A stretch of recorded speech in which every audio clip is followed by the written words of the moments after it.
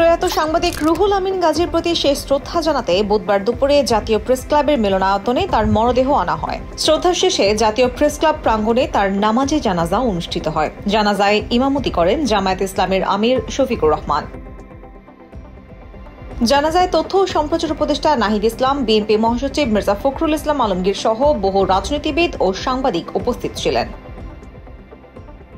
জানাজায় ইমামতি করতে আসা জামায়াতে ইসলামের আমির শফিকুর রহমানের সঙ্গে সাংবাদিক ইকবাল সোবহান চৌধুরী, মঞ্জুরুল আহসান বুলবুল সহ কয়েকজন সাংবাদিকদের একটি ছবি সামাজিক যোগাযোগ মাধ্যমে ভাইরাল হয়েছে। আওয়ামীপন্থী বিতর্কিত সাংবাদিক ইকবাল সোবহান চৌধুরী, মঞ্জুরুল আহসান বুলবুলের সঙ্গে কেন জামায়াতের আমির, এমন প্রশ্ন তুলছেন সাধারণ মানুষ।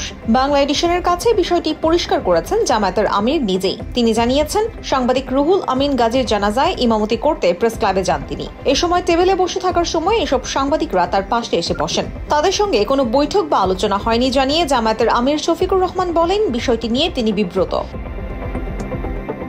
অনেকটা আত্মগোপনে থাকা আওয়ামীপন্থী সাংবাদিক ইকবাল সোবহান চৌধুরী ও মঞ্জুরুল আহসান বুলবুল এমন প্রকাশ্যে আসায় বিস্ময় প্রকাশ করেছেন অনেকেই। কারণ ছাত্র আন্দোলনে যাত্রাবাড়িতে ইমরান হোসেন নামের এক তরুণ হত্যা মামলায় আসামি শেখ হাসিনার সাবেক তথ্য উপদেষ্টা ইকবাল সোবহান চৌধুরী, জ্যেষ্ঠ সাংবাদিক মঞ্জুরুল আহসান বুলবুল।